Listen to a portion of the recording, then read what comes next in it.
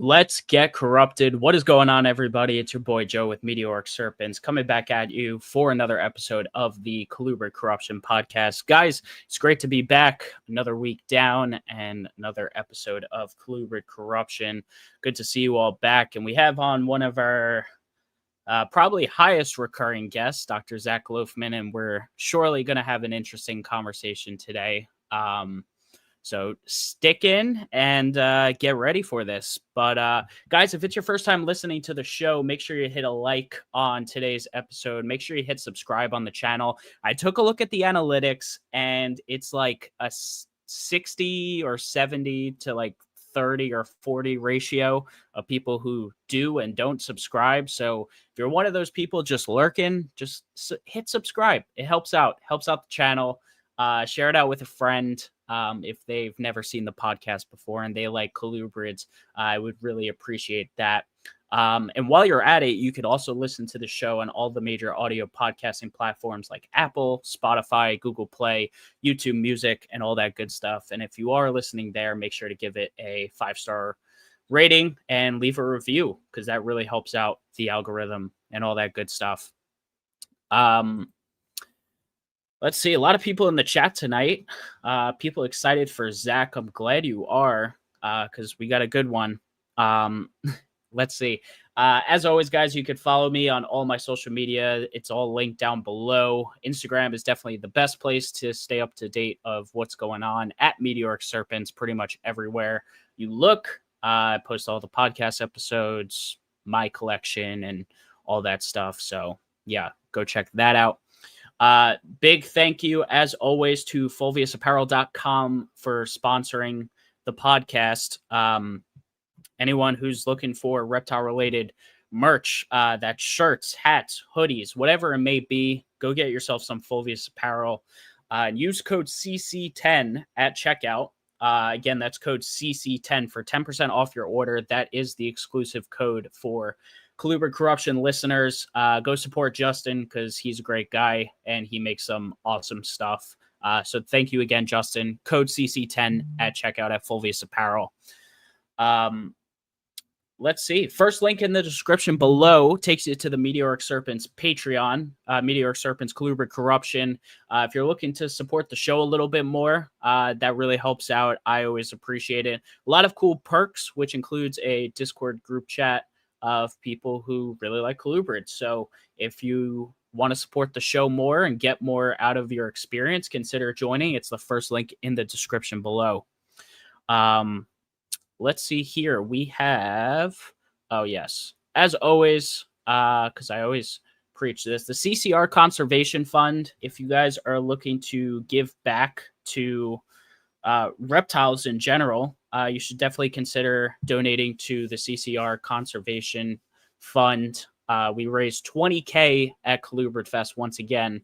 Awesome number. These guys are doing awesome stuff, Zac and his students, and we're surely going to get into that conversation a little bit tonight. But yeah, I believe it's on Colubrid and colubridradio.com. Zac can correct me if I'm wrong, but just search it up. It's going directly to conservation in Iowa. They're doing all these really cool projects. So yeah, definitely go support that. And then before we bring Zac on, we have our hashtag Colubrid Corruption of the Week. Guys, as always, share your Colubrid posts on Instagram and put hashtag Colubrid Corruption on them so you can get featured and a little shout out on the show. We have Mason from Serratus Ectotherms, one of the Patreon members. Mason, I appreciate you. It's one of his yellow rat snakes, just a really good looking animal. Yeah, and high quality photo. So all of you go follow Mason at Serratus Ectotherms over Serratus.ectotherms on Instagram. And yeah, thanks, Mason, for contributing. Once again, guys, put hashtag Colubrid Corruption on your Colubrid photos. I give a shout out to one per week. Let's see. Anything else? Let's quickly say what's up to the chat, because there's a lot of people there. Once again, always just want to give a big thank you to the Patreon family. You guys supporting means the world to me. Anyone who even just, shows up to the podcast on a weekly basis. I appreciate you. Got Reptiles and Oddities here. Thank you. Eric Westmoreland. Eric, what's up? And then another Eric from Noble Serpents. What's going on? Kyle Graff, good to see you in here. Got Keller. Keller's here. Got Mike from Solid Serpents. Paul, thanks for being here, Paul. The Reptile Rejects podcast. Thank you guys for tuning in. I'm not sure which one of you it is, but yeah. Oh, Jason 3, don't say that. I don't like that. No. We don't want Jason 3. I get it. I guess it's Michael. You're from Canada, right? But no Jays. I know my Yanks are taking a beating right now. And we got Chris from Copperhead Reptilia. Thanks for joining. But yeah, without further ado, guys, let's bring on our guest for tonight. We have, once again, Dr. Zac Loughman. Zac, thank you for coming back to the show. Oh, no. I love coming here, Joe. The other Colubrid podcast, so that doesn't get better than this. Yeah. So I put this in both my Instagram descriptions and the description of this video. You came up to me at ColubridFest, and I am quoting, I'm paraphrasing, but you said, please bring me on the show and ask me hard questions. I am sick of being asked about snake physiology. I'm bored of it. I talk about it every day. So I said, no problem. And I asked Zac afterwards, and here he is. And I came up with a good list of questions, and I think we're going to have fun tonight. So, yeah. Well, just so people understand, I like being asked the science questions. I just feel like my niche, every time I go on a podcast, I get asked science questions because I'm a scientist. Yeah. And we're taught to think critically if you're a scientist. So I was like, people have to be getting tired of hearing me talk about science all the time. But apparently they're not, because they listen to our podcast. But on my podcast with Clint and I kind of balance each other out. So I'm very curious to see how this is going to go down. Yeah, definitely. We were kind of talking backstage, but I know you're, in the full swing of the school year, post ColubridFest. You thought you would get to relax, but I understand you're opening a building at the school. You want to kind of go into that real quick? Yeah, sure. So all the way back in 2019, I was asked to write a grant to basically get money to build a facility at West Liberty to rear and propagate the crayfish that I help the Fish and Wildlife Service with a lot. Because when you go to breed things, turns out fish wanted to have somebody that knew what they were doing. But as I told them multiple times, I'm a field guy. I'm pretty positive I can breed the crayfish. We've done it in the lab without trying. So they were like, all right, well, we'll give you some funds and you can build a building. Well, we all know what happened in 2020. So building a building with a 2019 budget in 2021, 2022, 2023, that's what's slowed us down. But we're scrappy at West Liberty. So we basically recycled this rather large log cabin that was a restaurant that the university owns. It's across the street from our campus. And then I built my propagation labs next to it. And then the other thing is we're also doing freshwater turtle propagation. So on Friday, we actually received just over 60 spotted turtles. So we're going to be propagating spotted turtles, propagating crayfish, propagating whatever the hell lives in the Appalachian aquatic world. And I'm really looking forward to it. But that building opens on October 23rd. So it's like 2 weeks and 3 days or something like that. And so the next 15-ish days are going to be fun. But, I tell everybody, I voluntarily dwell in chaos. Like, I like chaos. Chaos keeps you honest. So, and I'm not going to be bored for the next 15 days. But I came back from ColubridFest, thought I was going to be able to take a breather, and it was just like shot out of a cannon. So, right. There you go. Yeah. And now that building is separate to the facility you've been posting. I followed that the WLU crayfish lab. You've been posting that big room with all the, I believe you commented there are Cambro tubs and stuff. So this is completely separate to that. This is that. So it is that. Okay. It's 3 buildings. It's not one. Gotcha. It's being referred to as my compound. Like somebody jokingly said, Loughman's compound across the street. And I was like, that's actually kind of correct. So yeah, we have the propagation building, which is the crayfish building, the turtle lab. They're one building. And then there's the really large pre-existing structure, which is the restaurant now, conservation center. And then behind it, there's actually a studio apartment, like a 1-room apartment, and then it had like a place to do clothes, like a washer and a dryer. And so we took some of the funds and completely gutted that. And so we actually moved the Florida king snakes I talk about all the time on the show with the morphs that we generously received from Jen Archer. They got a massive upgrade. So they were in a bunch of Vision racks and CB70 tubs. And we bought 10 grand in ARS racks with the windows. It's the one that it's the racks that you get for ball pythons where there's 16 tubs. I don't know the actual numbers, but yeah, the king snakes are moving over. So like my office is that apartment, and then below me is the king snakes. So it's pretty cool, but it's a lot of moving pieces, and it's been kind of fun. I don't like to ever be bored, so this is definitely helping me fulfill that. So, all right. Anyway, there you go. Mm-hmm. All right, very good. We're not going to go through the usual. I hope everyone who's watching this knows who you are at this point. If you don't, go listen to CCR. Go listen to my first episode with Zach. You can get the whole rundown that way. But all right. I told Zach ahead of time, I wrote down 15 questions here. We'll see if we can get through them all. But first one, and I think I may know the answer to this one, but very simply, would you consider yourself more of a hobbyist or an academic, and why?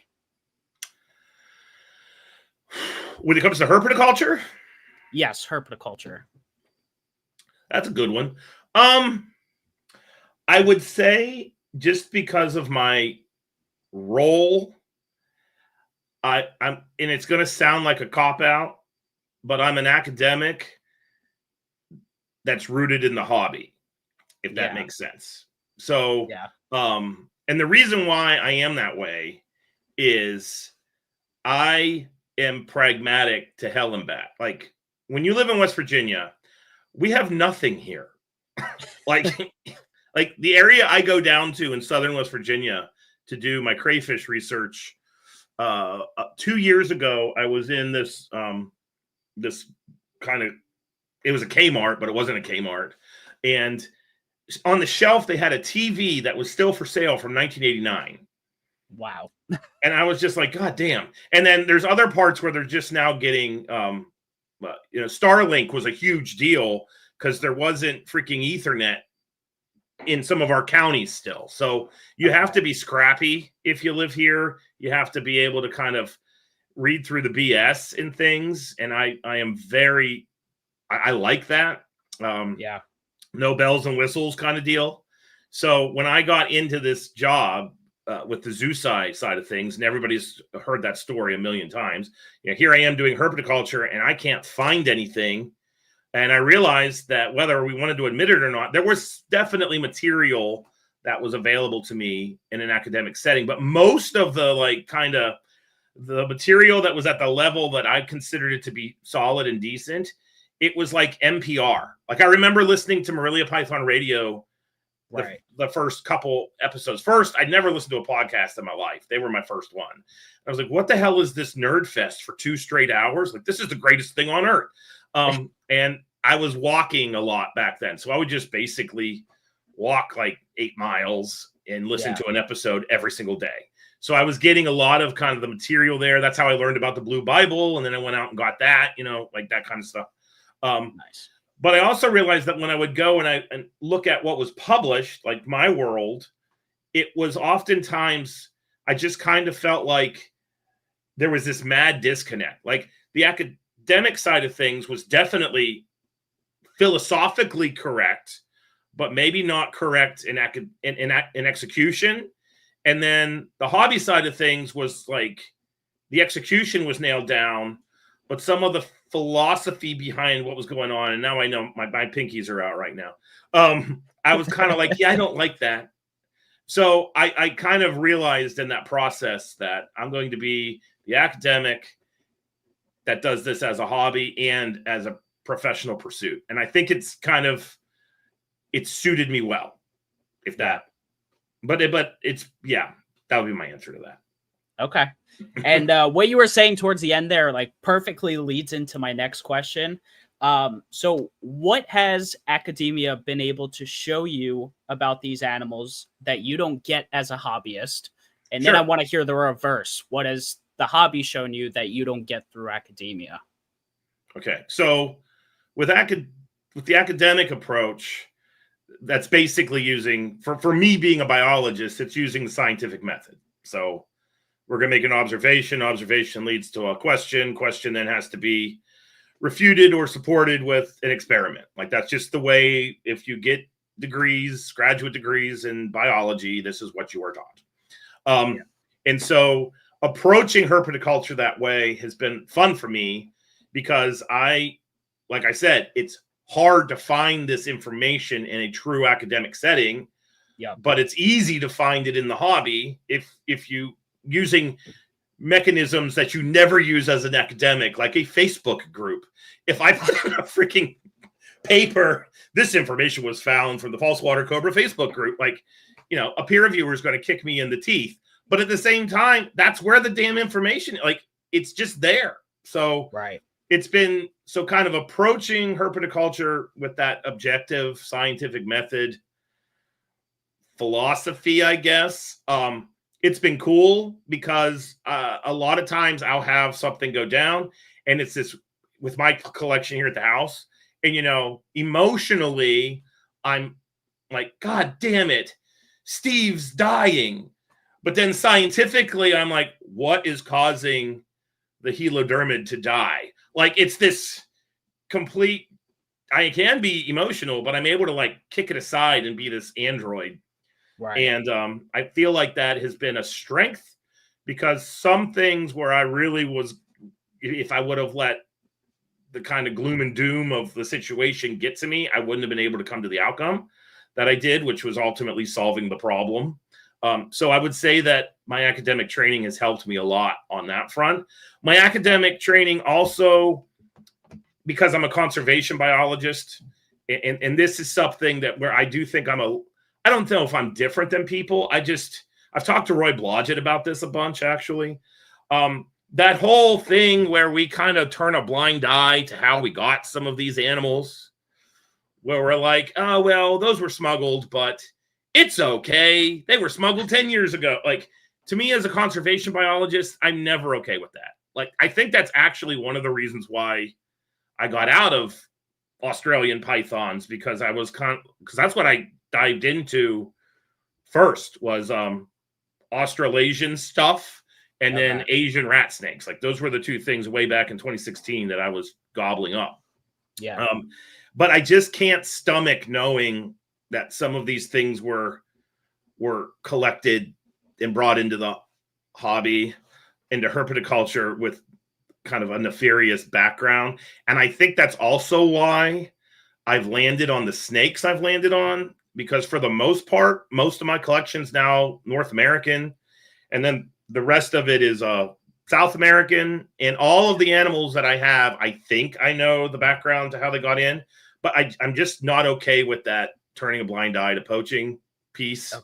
Or not paying attention to the rules. I don't like that. I think we are just setting ourselves up to get slaughtered by other conservation professionals who kind of look at the way we don't acknowledge that history, or we're kind of willing to accept it.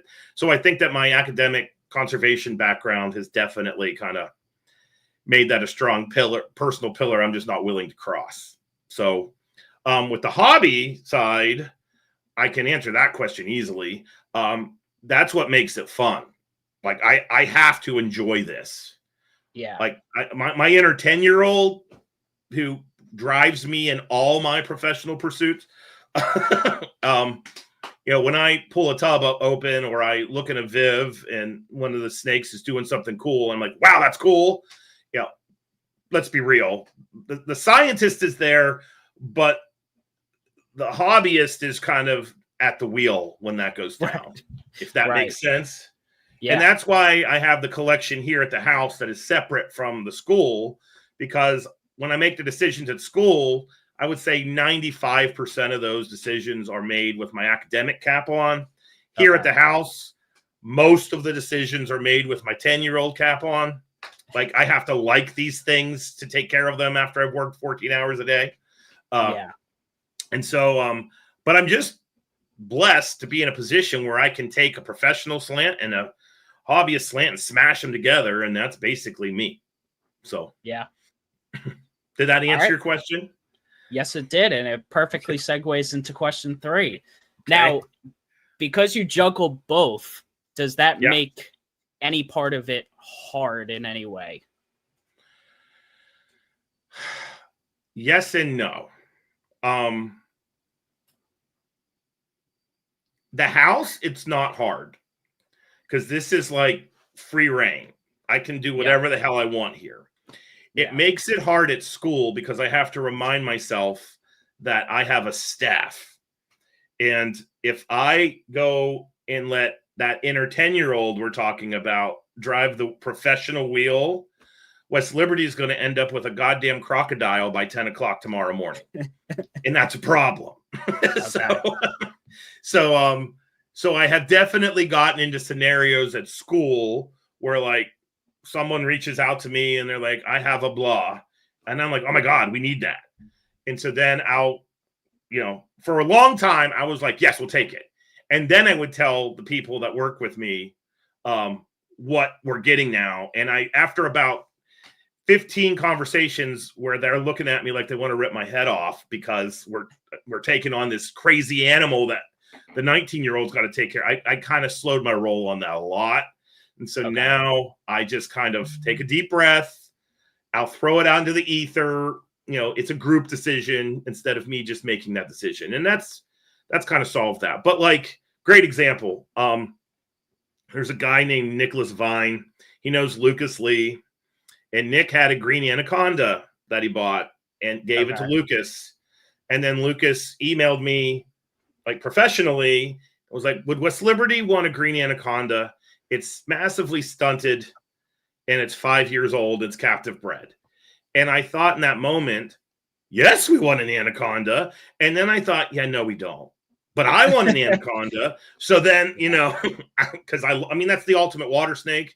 And one that's severely stunted, okay, that's a little different. So in that instance, I said, I'll take the anaconda. Like Zac Loughman's taking the anaconda, not West Liberty. Okay. But then it got to West Liberty, and I was like, this is really freaking cool. And the students are going to love this. And so it's actually quarantining at West Liberty right now. It's kind of like a dry run to see how people respond.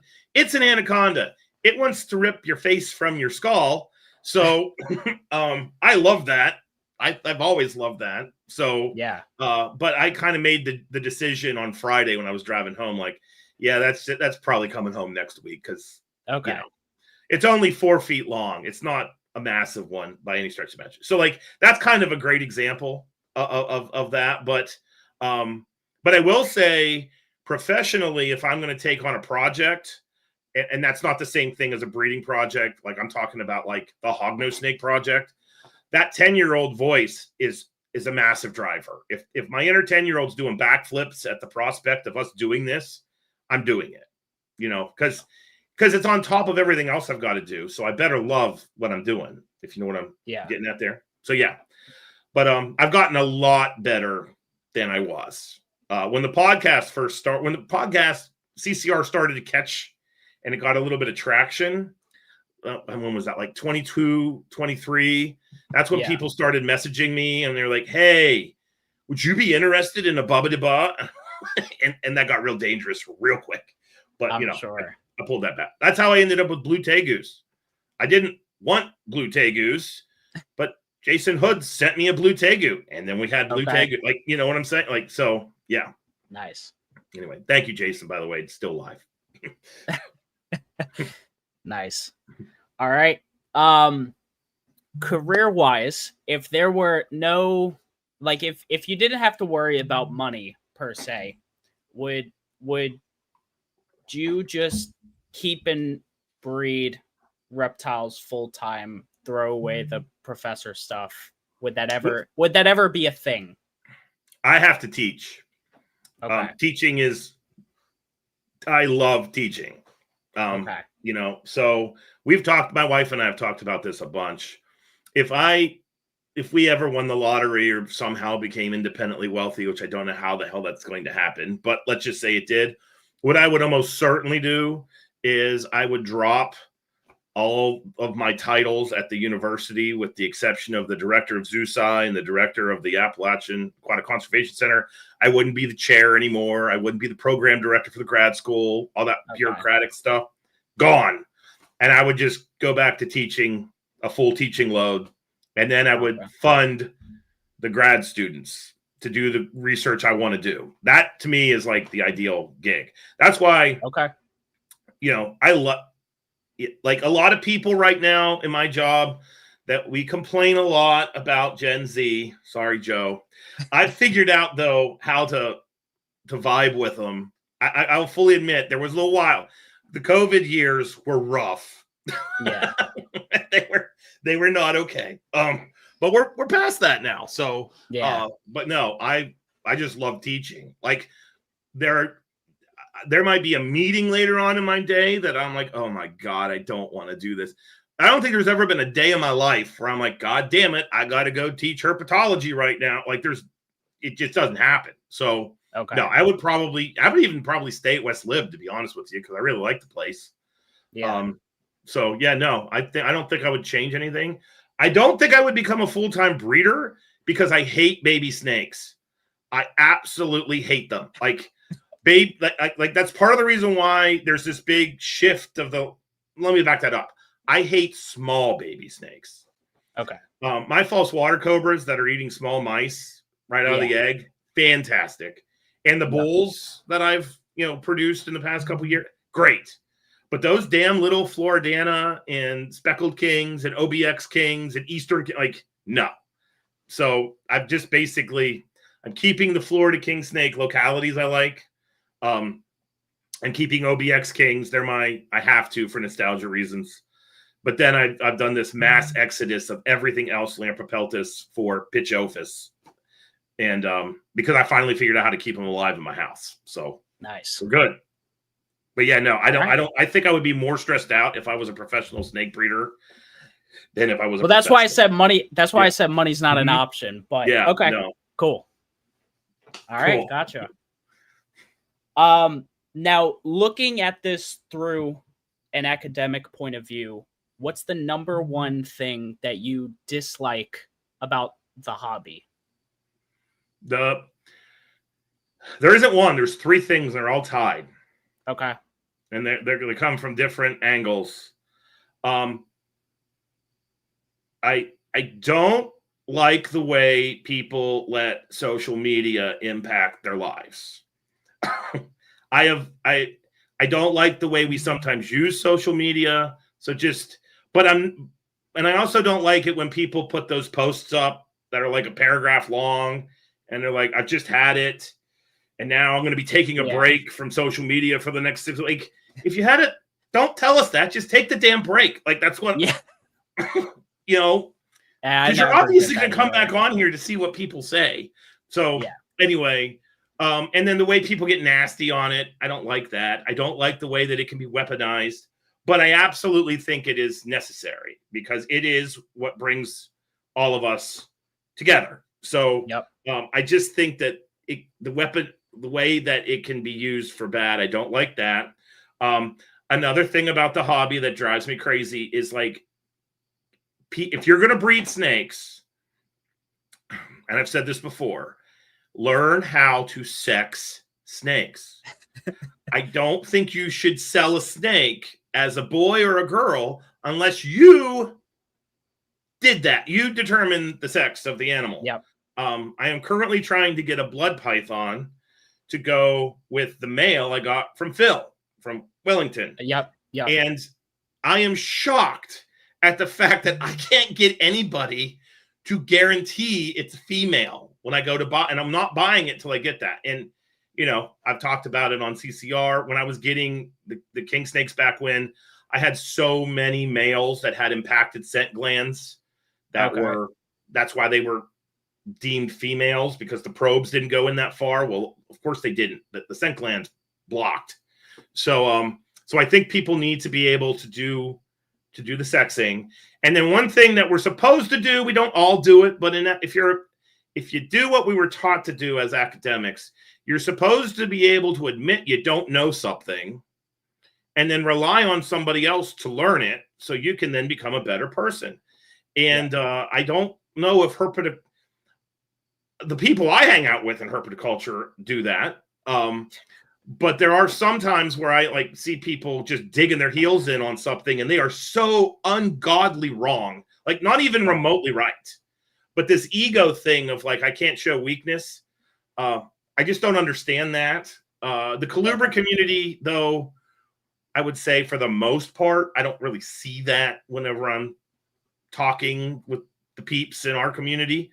One of the things I loved about ColubridFest this year is all the conversations I had where it started with, I don't know what the hell's going on. And then, you know, the question would be posed. Those are the people I want to be hanging out with. Because I will fully admit, I don't know what the hell's going on with some of the things that I'm doing. I would, and by putting that, showing that what's perceived to be weakness, I don't think it's weakness at all. I think it's knowing what you know and trying to do better. And you can't do better if you think you know everything. So those three things collectively, though, are the things that in the hobby. And then I guess the fourth one is that the blind eye to the origin of some of the animals. That just kind of rubs me the wrong way. I'm just not okay with that. So yeah, gotcha. Now, looking at that vice versa, as a hobbyist, what do you dislike about the academic world of reptiles? I don't like people that are uptight. Okay. I know that I have said to some people in my position, you know, I'm Zac Loughman, and then everybody that knows me in academics for the most part, you're that crayfish guy. I get that literally all the time. And I'm like, yeah, I am. And I have a herpetology and herpetoculture lab too. And I always make sure to say herpetoculture. I don't say herpetology. It is a herpetology and herpetoculture lab. And I've talked to a couple people, and a couple academics were like, oh my God, that's super cool. So, you know, I don't want everybody to get stuck on what I'm about to say. But I would say about 10 to 20% of the people I've said when they knew what herpetoculture was, and they were like, you do that? And I'm like, yeah, I do. I do that. And then I get well, huh. And you just tell all the negative, you know, attributes of, or perceived negative attributes of herpetoculture. They're like, oh, so you're them. You know what I mean? And I'm not them. You know, there's a continuum of what herpetoculture is. And I'm at one particular end of that spectrum. And I try to be morally and conservationally minded with everything. Everybody here knows that. But I don't like the way that there's just this kind of rubber stamp, you suck. I think that is a huge problem. And I don't know. Maybe it's because I'm at a little school and I'm not at a big school, a published parish school, where I can afford to do this way. I could not do what I do at a big R1 university. I can pull it off because I'm at a little liberal arts school, which is where I want to be anyway. But that would definitely be it. It's the insta judgment of, well, that's just not okay. And I don't think that academics that are that way understand how many future scientists became scientists because of the crested gecko that was in their bedroom when they were 8. Right. Or the bearded dragon that they got when they were 10. Like, that is a gateway to science, which I think the people that look at it negatively in the professional side of my career, they miss that. And then the people that look at it positively, they get it 100%, because almost always I'll get, oh man, I got this job or I became a professor because I love science, and I got a king snake when I was, 8. So you got to acknowledge that piece of it. But it's also disingenuous to be like herpetoculture is rainbows and unicorns, because there's definitely not the best stuff, but there's also great stuff. It's just a continuum. Yeah, of course. Okay. Very good. What, if any, are some innovations that the hobby has brought into academia? Oh, that's a good one. To be honest with you, I don't know the answer to that question, because I don't know how many people in academia are utilizing those. I'm trying to think of the herp labs I know that have large collections. So I would say definitely thermal husbandry is something. When I got out of herpetoculture, which was pretty much 2004 when I was getting my master's degree, and then I got back in, and the first reptile show I went to after 04 was 2014, actually, because I got my son a blue-tongued skink for his 5-year birthday. And I just remember walking around after a decade and being like, first thing was like, where the hell did all these ball pythons come from? Like, that was one that definitely, I distinctly remember that. And then there's crested geckos everywhere. When I got out, crested geckos had just come back in. But then I saw these thermostats. I was like, what the hell is this thermostat crap? And then I bought one and was like, Jesus Christ, this is a goddamn computer. Like, this is insane. So I would definitely say that's something that the thermal husbandry in a lab setting, if you have to maintain a colony of animals, and then the caging, which was all driven by the private sector, like ARS racks and things like that. That's perfect for a lab, because when you have a lab in science, you have to have replicates. So you can't do anything with like 4 or 5. You need as close to 30 individuals as possible to get to what we call normal distribution. So while it probably doesn't make the naturalistic keepers in the room happy, having a way to maintain a large colony in a relatively clean, non-biohazard way is good thing. So I would say that that's one. And then 3. I would say that there's an interesting kind of new focus on genetics with snakes and snake morphs. Believe it or not, there's been quite a few ball python papers coming out where there's a phenotype, like, all right, we get this expression phenotypically, let's go find the gene and figure out what the gene's doing, because this gene does blah in some other animal or in us. And so I know there's been a handful of papers and that have come out within the past 5 years that look at that. And I know that we would not have that at all if we didn't have the kind of proliferation of ball python reproduction that we've had. And a lot of that is also kind of being driven from a veterinary perspective, where the ball pythons have like saturated the market. Is this vets are now seeing more ball pythons than ever? Is this gene deleterious or not? And so you go out and you try to answer that question. But then that leads to people studying snake genetics. So I would say that that's something. And then another thing that herpetoculture has done is it's just the private side of herpetoculture growing the way it has over the past 20 years. It's now at a point where there's a subfield of veterinary science called animal science, which I find really intriguing. So if you want to become a researcher and do kind of veterinary-based work, but you don't want to necessarily become a vet, you oftentimes go into this field called animal science. And there's definitely a slow but steady growth in herpetoculture-based animal science initiatives. And that would not happen if we didn't have the advancements that we've had to make it so that ball pythons and bearded dragons and leopard geckos are now kind of a mainstay in American houses. So we need to understand how to take care of them more efficiently. And vets are finding them. They're being brought to veterinarians more than ever. So they have to have a science to study them. And so from that perspective, that's not what I do. I'm an ecologist, so I study what they're doing out in the woods. This is like literally trying to figure out the most efficient way to heat them. And so a lot of the zooci research I do is actually under the realm of animal science. I've published 3 papers so far, and all of them were in this journal Animals, which is an animal science journal. So there you go. Okay. I think that answered your question. Yeah, no, it did. Okay. Very good. This one, I'm sure, is going to haunt you a bit.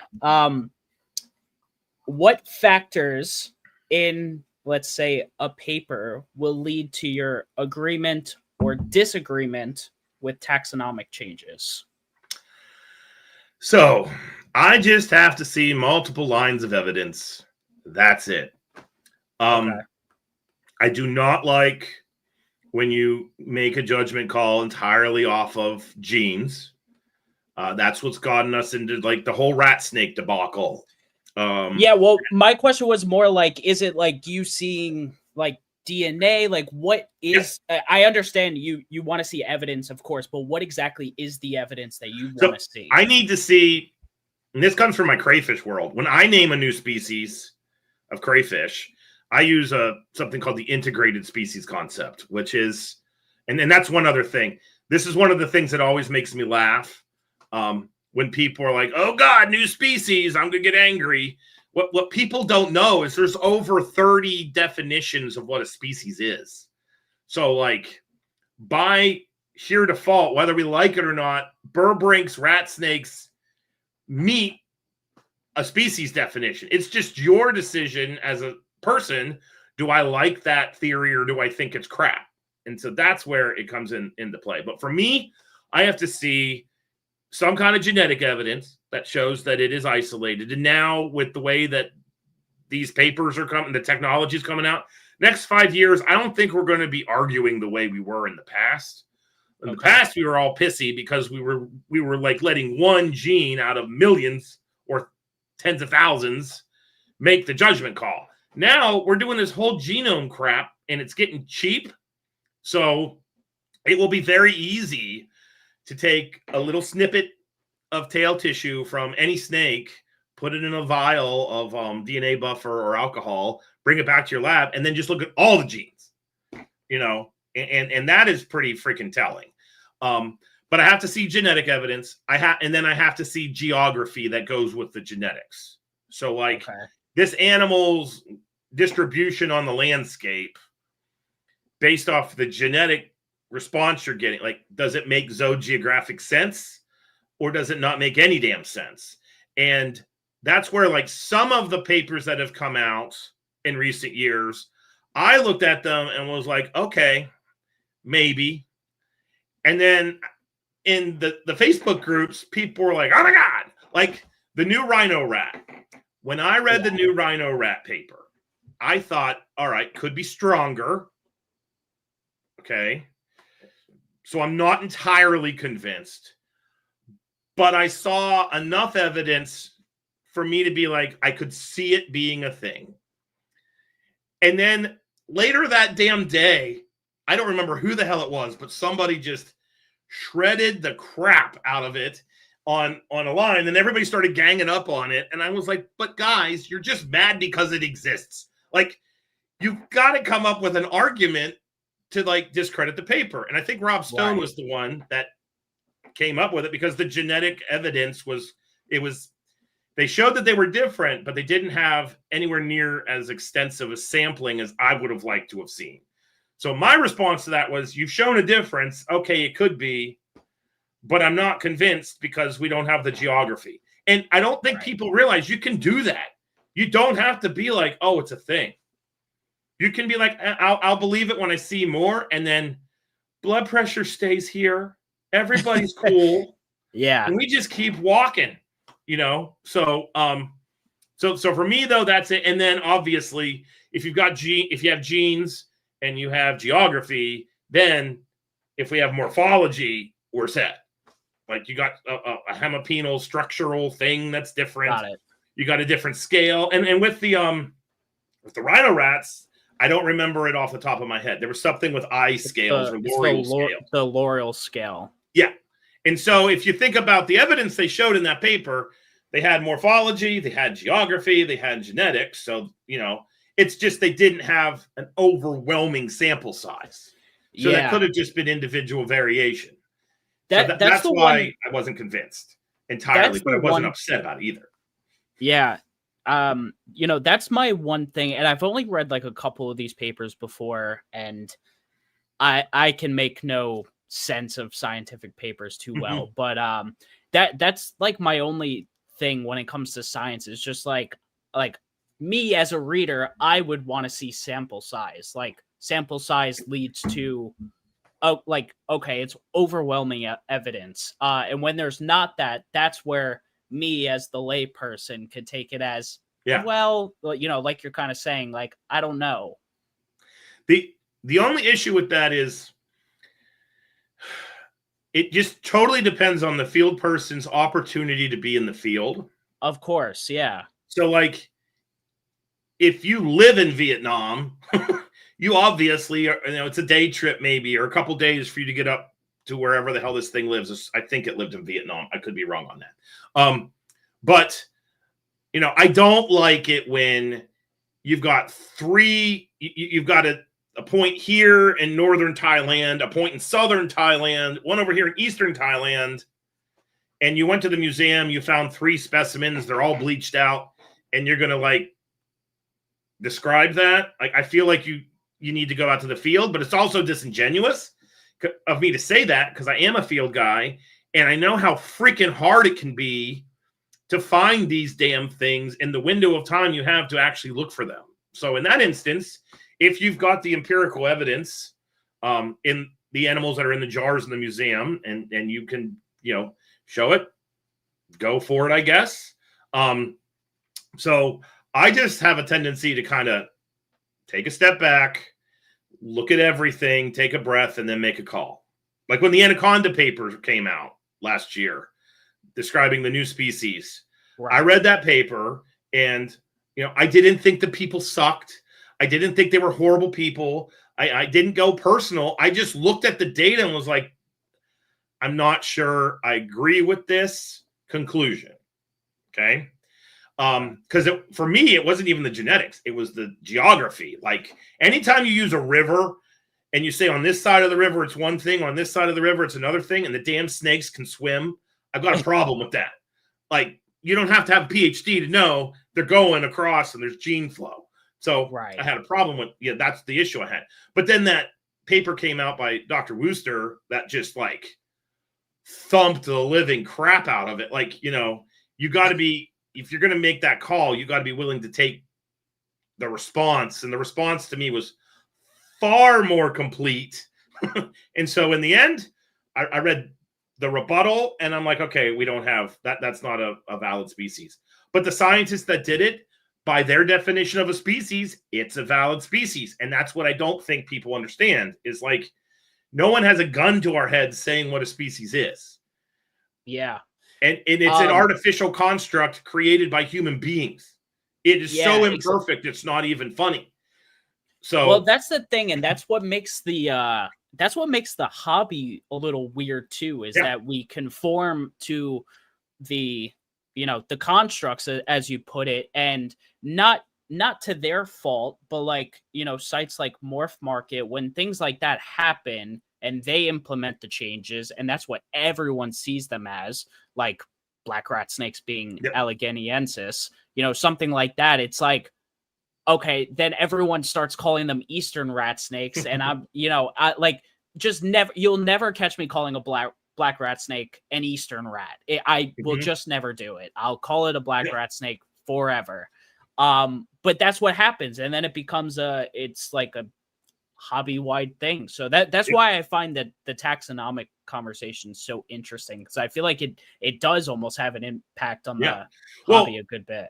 Clint brings this up a lot on CCR because because it impacts where you can sell what. And so ironically, I would argue that it probably has the biggest impact on herpetoculture. I mean, it has an impact on science, but it's not necessarily keeping us from touching something unless it's endangered, you know. That's a thing. So, but no, I just kind of go with it. I was talking once with Clint, and he was like, "But don't you guys know what you're doing to us?" And I said to him, like, "We don't care.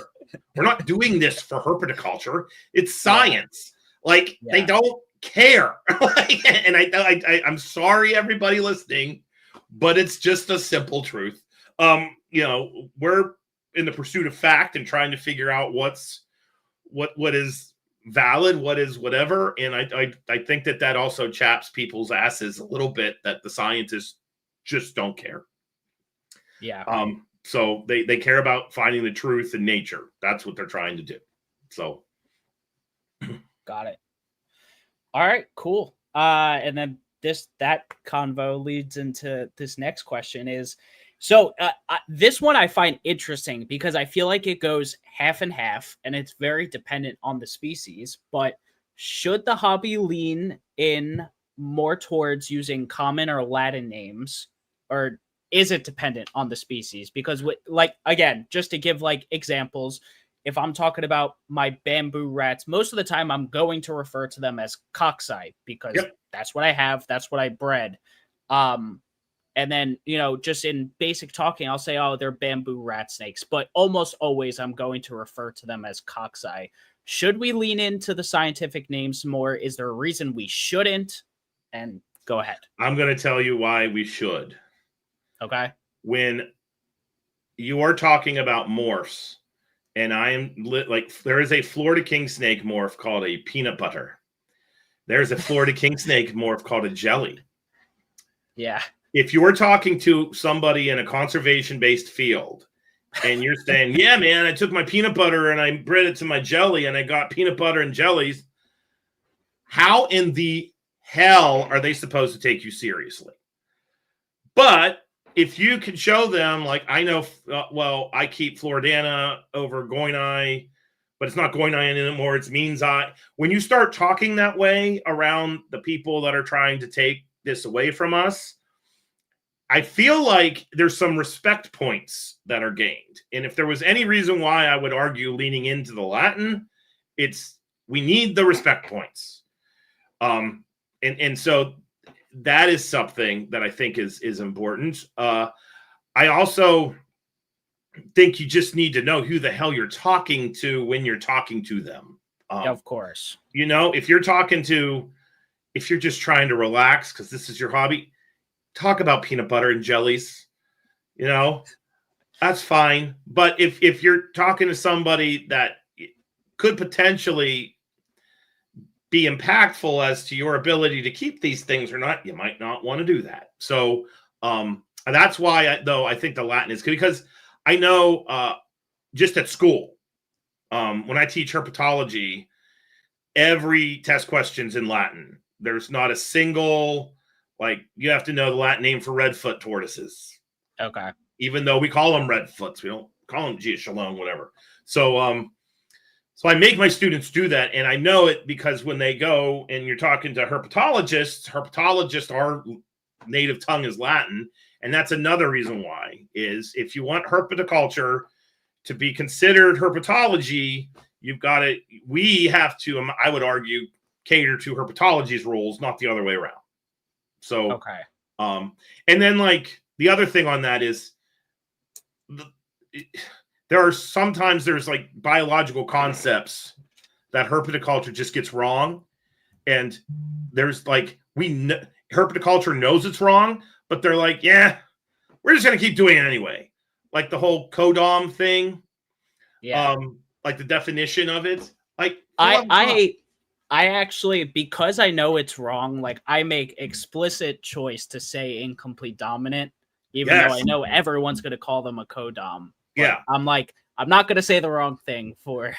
Yes. I'm not going to look stupid. Because to a biologist, that's like sacred logic. like that's like saying to a mathematician, 2 + 2 is 10. And the mathematician's like, well, it's 4. And then you go, but it's 10 because I want it to be 10 because I learned it was 10. So it's still 10. Like, no, that's not how this works.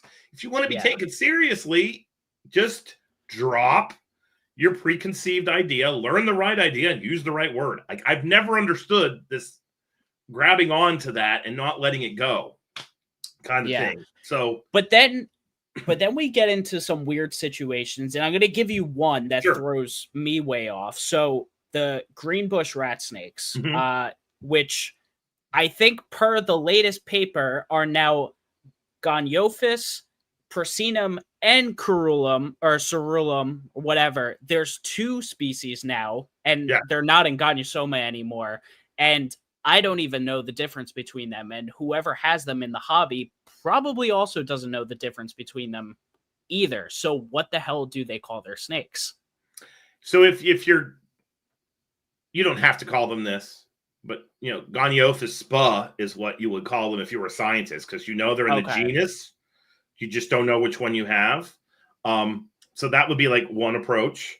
But then the other thing you've got to do, which I don't think people understand in herpetoculture, is like kind of follow what the scientists are saying. Just because a new genus is thrown out there, that does not mean that it's going to be readily adopted. We got our good friend down in Australia that just is like a taxonomic terrorist, throwing genera and species out left, right, and center.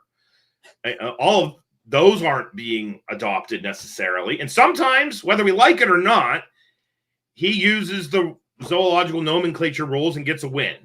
You know what I'm saying? And we should actually honor the name, though it's really hard to do that and makes people want to vomit. So, but I just think that you got to wait a little bit. When new names come out, we all must remember that is a hypothesis. So we have to see how the scientific community is going to respond. And are they going to adopt this, or are they going to reject it? Just because the thing's put out into the ether doesn't mean it's going to be accepted. But in that situation, I would just learn head scales. Most snakes, if there's beyond the hemipene, if there's going to be an anatomical thing that differentiates it from another, it's going to be the head scalation or scutellation. And a lot of that is actually a lot easier to learn than people think. Okay. So, like, I'm pretty sure I could be dead wrong. Sorry, Kayla, if I'm wrong. I feel like Kayla looked at her green bush rats and was like, I don't know which one I have. I might be making that up. Somebody in my orbit was like, oh, I've got the new one. That's kind of cool. Well, but what's we might funny have been making is a bunch of hybrids. They've, they took both names because I think Cerulum was first, and then they were most recently Prasinum, and now they're like, nope, they're 2 separate things, and we're taking those names and putting them in their own box. So I don't know. No, you just take a step back, breathe, read the paper, reach out to your good friend Zach, send me pictures. I mean, I've done that for people in the past. Oh, really? And that's a hell of a lot of fun for me to do. I don't mind staring at a snake face pick, trying to figure out if it's got 1 or 2 L'Oreal scales or whatever. Gotcha. That's you can use those resources. So, okay, very good. Next question. This one came from Mason, who's a Patreon member, so he got to throw this question in there. Going on reptile shows, how can the hobby? What do you think the hobby can do to make a good, enjoyable reptile show while also still having the best biosecurity measures as possible in an ideal world?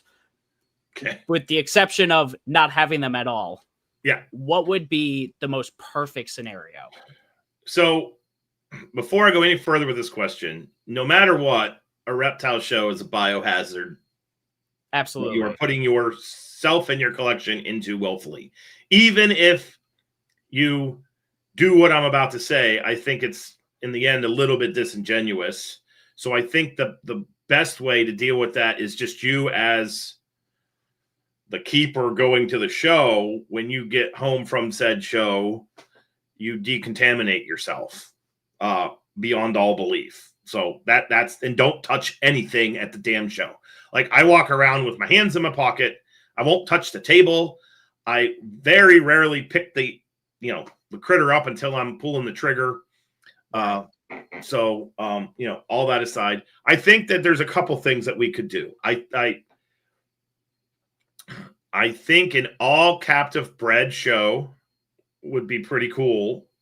But that, please don't think that I think that just because we have a bunch of captive bred snakes, we don't have disease. Because you can totally have ecto and endo parasites still. You can have viruses, you can have cryptospores floating around. So that's that. I think another thing that people need to do is just kind of, if the damn herpetocultural community could get into this mindset of, I don't touch things at the show, that would go a long way. I understand you want to touch things. When I was at Pomona, Handsome Boy, Roy's giant puffing snakes, I will fully admit, there's a picture of me. I look like a freaking deranged 11-year-old. I was so happy holding this 11-foot colubrid. And I know Roy is an excellent keeper, but technically might not have done that if I didn't have 3 days before I was home again, if you know what I'm saying. So, so I would definitely say don't touch anything, or have a no touching, rule. I would also have hand sanitizer on every single table. Yeah. And I think that there would be a requirement that if you are going to hold something, you sanitize before you touch it, then you sanitize after. I'm extremely adamant about that at my table. Even if it's a friend, I'm like, you gotta do it. Nothing wrong with that. And then the other thing I think would be kind of cool is, I know that they do this with dog and cat shows, is to actually have a show vet that walks to every table, and it's just understood, if the vet flags an animal, it's off your table. Okay. I think something like that. That's interesting. But yeah, no, that's what I would say. Okay, cool. Let's see. Okay, this one's more so just coming from your, both as a hobbyist and an academic, what do you think are the best practices for someone keeping and breeding on a large scale? One thing I think that, so I really want to do this paper. I just don't know how. I've talked to Dr. Bogan at OCIC about it. I would love to figure out a way to use a probability to just figure, like, there's got to be a magic formula with Cryptosporidium where when you have X number of snakes from X sources, the likelihood of crypto being in your collection is X. I want to figure that out. Because since I kind of became the de facto crypto guy, which I don't think I am worthy of that cap, I just can talk about it. There are people that do so much more with Cryptosporidium. And when I talk to them about crypto, the general consensus with me and a couple of the veterinarians that I talk to that actually study this scientifically is crypto's been around forever. We just now figured out how bad it is and started looking for it. And so I am willing to bet that it is far more common in our collections than anybody wants to admit. Because the damn bug can just sit in there and lie dormant until the snake gets uber stressed. Yeah. So that's one thing. What was the question again, just to make sure I'm staying on track? Just what are best practices keeping and breeding on a large scale? So with that being said, with crypto, my approach to crypto is completely changed. I'm not saying I have crypto, because Lord knows that if I said that, everybody that listens to the podcast would be like, oh, Scarlet Letter, Loughman, no. Yeah. And but I am willing to admit I have snakes from a lot of different sources, and I would not be shocked if one of them lurking around here has it. So what my view of it is, both you and Dr. Whitman really scared me a few weeks ago, especially driving with him for 10 hours. He's like, yeah, I'm sure he made me feel nice and safe. He was like, have you ever seen anything? I'm like, no. He's like, okay. I'm like, all right. Yeah. So my new thing with it is stress management. So it's the snakes are going to be shedding spores even when they're asymptomatic. But the volume of spore per gram of poo is exponentially less when they're asymptomatic than when they are symptomatic. And basically, what a lot of the science and the research people are doing right now is showing is that stress management is the key. Like, there are absolutely people who have snakes that have crypto. We know they have crypto.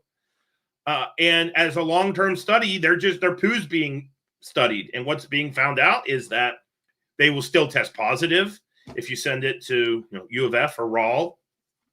But the load of organism is much, much smaller when the animals are content. And I think the kind of new era of snake keeping, in my opinion, is we're starting to actually acknowledge that we can stress the crap out of our snakes. We're starting to acknowledge that we should probably do things to not do that. And we're starting to acknowledge that when they're not stressed and they're content, we don't see disease as prolifically as we do when they are stressed. And we actually get better results when we breed the damn animals because they're not stressed. So if we just manage stress, we're kind of taking care of a lot of problems. So I think that's the key. If there's anything I would like to see herpetoculture kind of go into, it's that. It's like acknowledging we got to manage the stress of these animals. And if we manage the stress and they are content, they will live a long, happy life. Well, not happy. They will live a long life. There you go. Yeah. But like when people challenge whether enrichment's a thing, or they challenge like, this is the way I've always done it. I've gotten eggs. I kept the damn thing on newspaper with a cereal box. Like, Jesus Christ. No. So yeah, I like that. I also like that people are starting to realize that snakes are a little bit more complex than we thought they were originally. Now, I will say it bothers me that that science is kind of being weaponized a little bit. I don't think you need a full-blown bioactive quadruple UVB.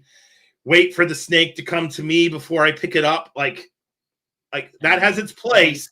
And an 8-foot but at the same time, we got to reach. There's got to be middle ground here. But no, I like that direction that things seem to be heading, and that's one of the things I like about ColubridFest, because I told Clint when I'm in charge of these talks, that's the angle I'm going to go. Like we're going to be pushing the keeping, and I just want people to think. That's it. Just think about what the hell you're doing. So, did that answer that one? Yeah, I would say so. Okay. Yeah. Now, just going off topic for a second, what was your, especially again coming from the academic point of view, what was your overall? You already did your review of ColubridFest, but just the talks portion in comparison to year one, how do you think it went this time around? I think they were better. And that's not slanting anybody that went the first year. I wanted to do what I did the first year. Sorry, I wanted to do what I did the second year, the first year, which was we kind of had those topics that kind of, bled into each other, whatever the hell this means. But I didn't, because I was afraid that I wasn't going to keep everyone happy. And then at the end of the day, in 2023, I guess it was. Yeah. No, 24. Sorry. I realized I could have totally have done what I wanted to. So like before we walked out of the room in 24, I knew what I was doing in 25. And then based off the feedback and the response I got from everyone, I know that's basically what we're going to do in 26. My only issue with ColubridFest, like I've said it multiple times, I was so mentally done by about 3:50. That picture that Jason Hood took of me, where I look like an angry gorilla about to like thump someone. that was actually reflective of what my lizard brain was doing, because all I really Right. wanted to do was crawl under the stage and go to sleep. I was so damn sick. And then the mics weren't working and we were running around, and it was just so next year, all that will be, put to bed because we're going to be in a different room. But no, other than like the physical mechanics, I really like the way that the talks went this year. Cool. Yeah. All right. All right. Next one's a fun one. Who are some of your current role models in both herpetoculture and academia? Oh, okay. I like this question. I have 3 role models in private herpetoculture. Okay. Well, let me back that up. I have 3 role models. This is true. Yes, on the private side. So, and 2 of them are the guys that I looked up to because they were doing this before me, and I was like, okay. So, Warren Booth, Dr. Booth. Okay. He doesn't know. These guys don't know this, by the way. So this is kind of fun. I saw him when he was at Tulsa, and I was like, okay, here we go. I got a model. I love models. Like every scientific thing I do, I try to find somebody that did it before, and then I read what they did, and then I figure out how I could make that apply to my crawdad or snake or whatever. And so having someone like Dr. Booth, who was at a small school, not a small school, at a decent sized school, and had like snakes in his lab but had a research effort, that was intriguing to me. So I just kind of consumed everything I could get, that every interview Warren did, everything. Yeah. And then a bigger influence and literal role model is Justin Julander, Dr. Julander, okay. 100%. Like I've called Justin before and been like, okay, so how the hell do you have a virology lab and you wrote a green tree python book? And he always tells me, I just write on the train. I'm like, there's more to it than that, Justin. You have to be doing more than just writing on a train. Like, so, but no, those 2 guys, I love that they can do the science, have a family life, and have these like massive, this large private herpetoculture presence. And I don't think that, I mean, I know people respect the hell out of them, but like Justin's written how many damn books? Like I wrote 1 book. Like I am a total slacker compared to Julander. And he's going to Australia all the time and on herping trips all the time. So definitely those 2 guys are people that kind of inspire me to move on. And then in the private side, and don't let your head get too big, Chris Montross. That bastard, he's the reason why I have the locality collection. And I talk to scientists all the time. And with the locality keeping, there's a lot of the vibe of locality keeping that's identical to being a field biologist. It's like we talk about locations and densities, and well, this phenotype looks like this here and it looks like that there. But I'm sorry, there is not a PhD I talk to that holds a candle to the knowledge that Chris Montross can just verbally dump out of his mouth. He makes me feel inadequate every time I talk to him. Chris is a wizard. Like he doesn't just say, oh yeah, I caught those. It's like, well, I caught those in Lee County next to this cypress knee that was 3.5 feet tall and the water temperature was 77. I mean, it's insane. And then you start talking about rat snakes and he does it again. Like I aspire to be able to do that. I cannot do that right now. So he kind of is someone that I definitely look up to. And I just like the way he is. Like Chris is Chris. Yeah. And I try to, not that I've ever tried not to be Zac, but I like the fact that you can talk to Montross and he'll be like, that's the dumbest thing you've ever said. Like, I feel like people should be able, that feedback, I'm like, okay, that was dumb. I don't get offended because I'm looking at the wizard here. So, and at the same time, he's like, oh no, that's killer. Like if I get a that's killer from Chris, I'm like, okay, I did something. Yeah. You know what I mean? So, Yeah. but no, he's definitely my mentor when it comes to locality keeping. 100%. Nice. That's also why I bought all of his goddamn king snakes. So I think like a third of my collection of locality Floridiana was literally his collection. Got it. So yeah, no, but those would be people I look up to. On the herpetology side, nobody knows who this person is unless they went to Marshall. Absolutely unequivocally my advisor, Dr. Tom Pauly. He was a salamander biologist. He's 80. He's in his 80s now. Okay. But I model my way of being a professor is what I saw in Dr. Pauly. My teaching herpetology is the way I was taught by Dr. Pauly. The way everybody talks to me like, how the hell do you have 12 graduate students? Well, when I was in the Pauly lab, he had 15. And so I saw how you can use like teams of grad students to answer a question instead of just one on their own. Dr. Pauly. Gotcha. So that's definitely it. And then another guy would be Dr. Shine, Rick Shine. I just really like his books. He's starting to write these kind of memoir type books. He's a badass snake biologist out of Australia. And I enjoy reading those books because I'm at a point in my career with herpetology where he was like 30 years ago. So it's just kind of fun to see how somebody else dealt with some of the issues that I've had to deal with. So yeah, that would be it.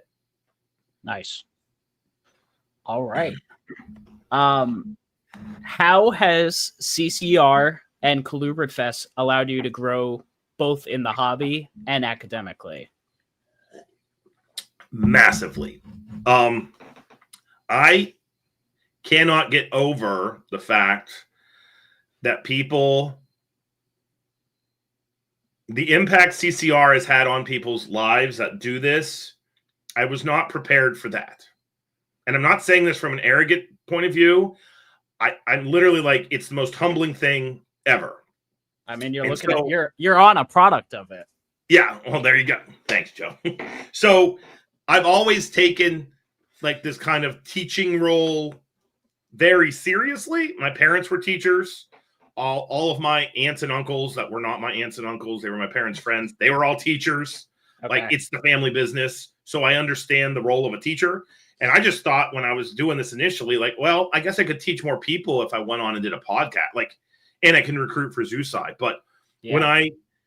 when people come up to me or send me a message and they're like, hey, I heard you talk about blah, blah, blah on CCR. I just dropped $2,500 on a setup. And I'm like, holy shit.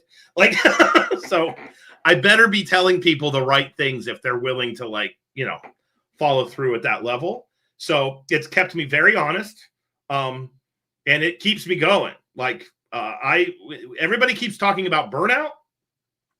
And this is the thing that keeps me from burning out is like the feedback we get from CCR or, working with Max. I see him in the chat there on the guest list for CCR, all that stuff. So I think that that's important. ColubridFest is just freaking fantastic. ColubridFest is the most cathartic thing in my professional life I've done. In academia, nothing is fast. It is bureaucracy on top of bureaucracy on top of bureaucracy. If we were to do ColubridFest through my school, we would still be talking about ColubridFest. Wow. So the fact that I get to work with Clint, who does not know academics, that's the best thing about Clint. Because he is so freaking refreshing, almost to the point of he scares me sometimes when he's like, hey, we're going to do ColubridFest? Yeah. Okay. And then he's talking to like a vendor, Mickey and people 72 hours after we make that statement. Like I'm not used to that. So seeing that the world can be efficient and you can actually like take an idea and see it through to fruition in less than 7 years, that's been pretty awesome. So ColubridFest is just like a shot in my arm, man. It keeps me honest. It gives me something to look forward to. And I actually love the fact that it's not within my academic circle. Like I love the fact that it's me bringing the academics to the private, not the private, going the other way. So no, it's been very good. It's been very dangerous to me as a keeper. I have tried not I have only impulse bought one species after we talked about them. And that was Michael's with Black Pearl. The next day I got a pair of Texas Indigos because I was already on the fence. So I've somehow not fallen into the trap Owen falls into all the damn time, where they talk about a python and then he gets it, I've only done that one time. So, okay. But it definitely keeps me honest, makes me think. There have been times where I have gone to do something in the collection and I thought I can do that tomorrow. And I literally think, you represent CCR, you should probably clean that. And then I'm thinking, like, who the hell is going to know that I didn't clean this? Like, you know what I mean? But it kind of pushes me to do my best. And I am forever grateful that CCR has given me, it backs me. So I don't know how I could get burned out, because I kind of owe it to everybody that listens to the show not to. I don't know. All right, cool. Why should hobbyists be more concerned about conservation? And here's where you get to do a free plug about Iowa. Sure. I think that hobbyists should know this. This could be like a 2-hour answer, Joe. I'm sure it could. So here's my perspective on this. We validate what we do oftentimes with conservation. We will talk about how if we bring these things into human care, we can breed them, and then we don't need to pull them out of the wild. That is a very common refrain that validates and justifies what we do as herpetoculturalists when we're breeding snakes in our basements, in our garages, and wherever the hell you're breeding the snakes. And there's absolutely an element of truth to that. But I don't necessarily think everybody truly understands the definition of conservation, and that's fine. You don't have to. You can keep a snake in your house because you just like snakes. That's totally okay. Okay. But the conservation angle, it's what kind of validates what we do. So the other thing is, if you love snakes, you love wild snakes. It always shocks me the number of people that don't have a freaking clue where the animals they keep came from. And I didn't realize this until I was teaching a herpetology class 5 years ago, and I asked the class, how many of you have ball pythons? And 8 kids put their hands up. I was like, all right, where are they from? And I expected 8 kids to tell me Africa. And 1 told me Africa. Really? And then I was like, well, but you don't know where, you're in college for this. How do you not know where the hell these things are from? And that kind of opened my eyes a little bit that maybe not everybody does this for nerdy reasons. So with the conservation angle, if you want snakes to persist into the future, you have to want to conserve them. And I think people don't realize that you don't have to breed snakes and let them go to preserve them. That is actually very hard to do. And if you do it right, it's extremely expensive. But what you can do is you can basically, there's a model. I talked about this on Dylan Perrin's show.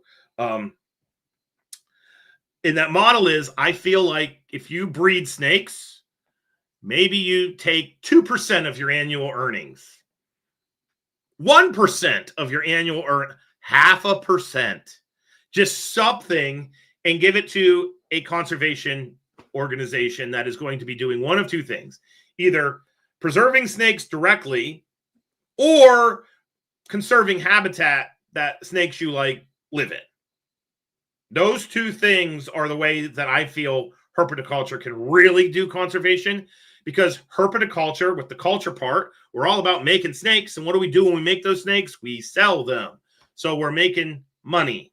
And if you can put money towards conservation, that's ironically the best thing, in my opinion, that private herpetoculture can do. Because if you get it in the hands of a scrappy biologist like me, I can make that $1 be equal to 10 if you know how to do it. And so you don't have to just, give it to the Colubrid and Colubrid Radio Conservation Corps, though we'd like you to. You can give it to, the Rattlesnake Foundation. I think I said that wrong. Orion Society.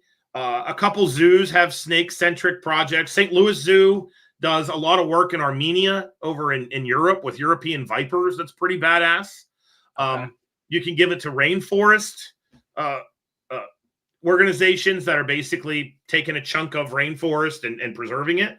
Like, that is an insanely effective way that everybody listening to this can do conservation. Now, with our conservation group, it's the Colubrid and Colubroid Radio Conservation Corps. Okay, long name. We take that money and we basically put it towards, right now we're putting it towards our research in Iowa. And the reason why we're studying the hognose snakes in Iowa is that they are state endangered there. They are a relictual population that is very unique genetically. So they harbor a large amount of the genes that Western hognose snakes have. And it's one population that is protected, which gives us the opportunity to study a rare snake at high density. And you don't really get to do that often. Right. But then with us, since I'm the guy like leading the ship, we're absolutely going to make sure that while we're gathering data for conservation agencies and to understand the biology of hognose snakes, I'm absolutely taking that information with the mindset of a herpetoculturalist and thinking like, what is the actual temperature these snakes are at all the time? That's important to know if you're going to keep a hognose snake. Do they breed outside of the spring? Like, here's a fun fact. It's a Colubrid Corruption podcast exclusive. Our male hognose snakes are chasing tail like you wouldn't believe right now in Iowa. They have a fall breeding season. Platt talked about them having a fall breeding season a little bit, but we have transmitters in the animals, and our telemetered hognose snake, Willie Nelson, that's his name. Alyssa was tracking him today and sent me a picture, last night, I think it was, of Willie right on the tail of a female. I don't know how many hognose breeders put them together in the fall, but we now know they do that. You might want to consider putting them together in the fall. So we can conserve the snake for the agency, but at the same time, write up a paper that helps herpetoculturalists do better with their animals in human care. And so that's kind of the zeitgeist dream of the conservation fund out of CCR, is I want to always make sure if we're doing a project, there's going to be conservation always comes first, but we're going to be pulling out of it something associated with keeping these snakes in human care. So that's that. And then the other thing we're doing, which I really feel like needs to resonate with people, these students that are getting this degree, they have to go to ColubridFest. They know where the money's coming from that's funding their education. So they will one day have a job, and they're going to be sitting at the table when somebody starts crap talking herpetoculture, and they can then roll in and be like, yeah, I got this job because of herpetoculture. It's what funded my degree. Let's maybe not paint with that broad brush. And so if we put out a bunch of conservation professionals who were literally funded by this, it makes it really difficult to talk crap on it when you couldn't have gotten your degree without it. So that's another element of this that's pretty unique. And I think important, and I'll put out as many freaking herpetology graduate students as I can. That $20,000, I was just like, holy hell, we're going to do a lot of good. I'm going to try to make it last more than a field season. I've already been talking to Clint about that. Because I want to get it where we raise more money and give out, like have a small grants program so that more people doing science with colubrids can use our fund, but then we have to make, like, I'm going to flat out tell everybody, you want this grant? This $1,500, this $2,500. When you publish it in the acknowledgement section, it's a requirement. You've got to state part of this research was funded by the Colubrid and Colubroid Radio Conservation Corps. You see what I'm saying? So, But no, that's it, man. The other thing I thought that herpetoculture could do, like, think about all the people. I'm not calling out Daytona. It's going to seem like I'm calling out Daytona. I'm not calling out Daytona. There's lots of people I see in the chat that go to Daytona. If they increase the ticket price by $5, I really don't think people are going to be like, God damn it. $5. What if you just bumped the price up $5 for some of these large shows, and then you took that and handed it to a conservation agency? Do you have any idea the impact that would have? Because huge. I'm not being political at all. It's a truth. Right now, funding for scientists, it's just totally up in the air. Like, we don't know where it's coming from. We don't know when it's coming. I was awarded a grant. It was taken away from me. It was given back to me. It was taken away from me. It was given back to me. Then when it was given back to me, they were like, you can't spend it because we don't know if they're going to take it back. I was like, okay. You can't do science like that. Guess what money I can use? ColubridFest. And the money that Eric makes for us. Thank you, buddy. Selling bracelets. Like, I love that stuff. I absolutely love it. I just think that this is a secret weapon that herpetoculture hasn't necessarily figured out how effective this weapon could be in pleading our case. So nice. All right. Now this is our penultimate one, okay. But kind of a broad question, but what do you think hobbyists in general can get better at? You really want to know the answer to that for me? Yeah. Relaxing. Okay. I think we all need to remember why we do this. Like, I'm the guy that hates when we use the word hobby, but your hobbies are not supposed to kill you. they're supposed to be a sense of relief. So I feel like the thing that we could do is just think about why you're doing this. And if you get out in front of your skis a little bit and you're getting stressed all the time, back off a little bit, rely on your friends and community. I love the Colubrid community.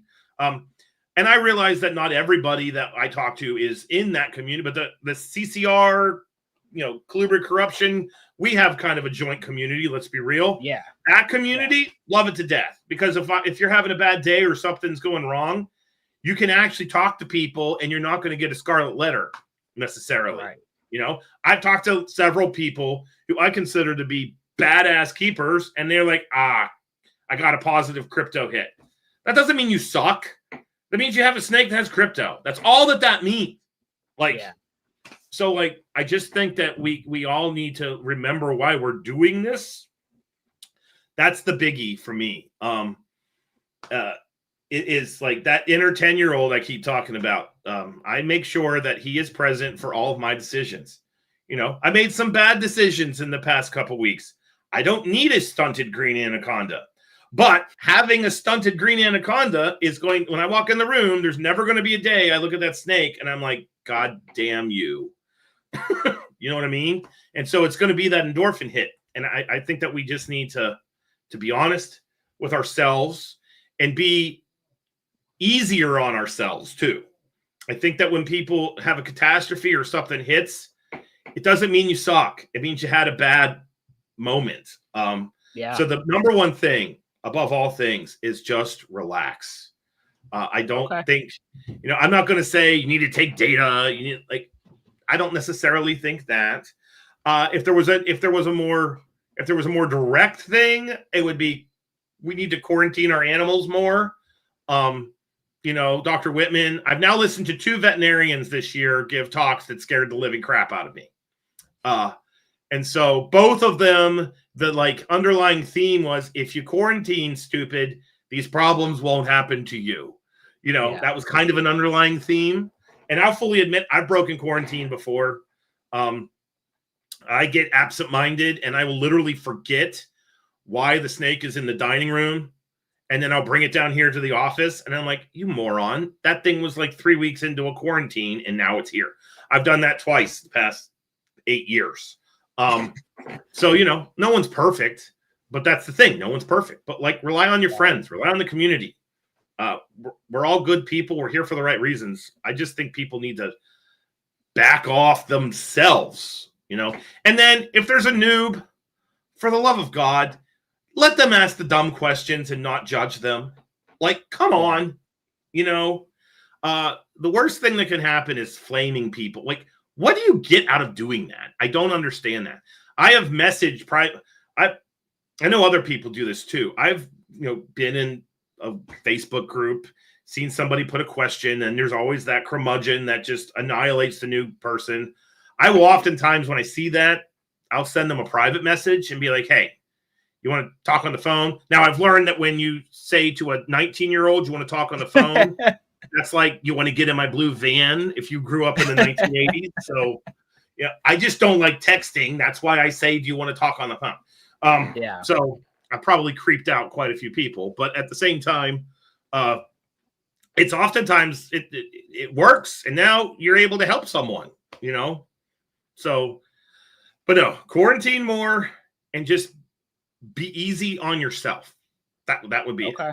Because I had I'm not afraid or ashamed to talk about it. I had the weirdest thing happen to my collection this year, and I don't understand it. Just to show like proof of concept. Yeah. I had a bunch of female kings, and I'm actually happy that based off what I'm about to tell you, that I had a bad king year. I had a lot of female kings. They laid their eggs all through gestation, the gravidity, the egg development. They were fine. They dropped the eggs. They look like a little skin sack because they just laid eggs. They look horrible. And then they actually went worse. And then they stopped eating. And then they got these like crazy swollen throats. I was like, what is happening? And I didn't realize it was happening to a lot of them because my females were all over the place. Normally they all lay eggs in a 2-week period, but I had one lay in like early May, another one laid at the end of May, another one laid in middle June. And it wasn't until that third one did it and got the same symptoms. And I was like, what is happening? And they all started dying. Like, it was horrible. And so, I didn't think I sucked. I know I'm a good keeper. I also know there's some bug in here that doesn't make any goddamn sense. So I sent off pictures to a guy named Dr. Chris Brown. Some people know Chris. He's at Tulane. Was like, what the hell is this? Talk to him about it. I talked to a guy named Dr. Oz, not the Dr. Oz, Dr. Ozaboff. I think he's at U of F. He was Stephen Tillis's graduate advisor. Okay. And he was like, I don't know what the hell that is. Like, literally an emergent disease. I talked to our vet. I got an antibiotic. I started injecting the snakes. It all went away. Really? So, in that instance, though, I could have been like, oh, my God, I suck. And there were definitely a couple moments where I was like, holy shit, this is bad. You know what I mean? All my girls are dying. Like, that sucked. It was a kick to the nads. But I was able to kind of calm down, develop a plan, move forward with the plan. And ironically, now if it happens to me again, I'm kind of, I feel good that I figured out a way to move forward. It ended up, I flipped the script on it. That's what I'm trying to say, because I used people that knew more than me. So I just think we need to do more things like that, because it was also rewarding. And when I reached out to those people, all those vets were like, okay, you're going to make it through this. It's okay. Like, they were talking me off a ledge. And I think we need to hear that from our friend. Like, I think you need to hear from somebody in the hobby with you, like, it's going to be okay, Yeah. But I came out of it. One of the vets was like, do you want to write a paper? I'm like, sure. I'll write a paper about all the death that went through my collection. But, that would be the thing I would say is that, but it was only the females that were grabbed. No other snakes got it. It was crazy. And then the other thing that was great is I'm like working with these high-end reptile vets, and I was like, what the hell is this? And they're being like, I don't know. You think we know everything? We don't know crap. I'm like, oh, awesome. Okay. I tell people that and sit back and think, that's not really that reassuring. Yeah. So that's the other thing is, like, we are just at the beginning of this, guys. So there's going to be someone else is going to have that experience. And I just hope it doesn't, push them to the edge of quitting, if you know what I'm saying. Yeah. Yeah. Of course. All right. Very good. And our last and final question, I'm throwing your question back at yourself. Where do you see the future of herpetoculture going? Man. Okay. So I get to ask people this question all the time. Thank you, Joe. I actually see herpetoculture going in several directions. I don't think it's going in any one direction. I think every little subset of herpetoculture, some of them are kind of heading in the same direction. Others are going in different directions. I feel like we are not going to go anywhere.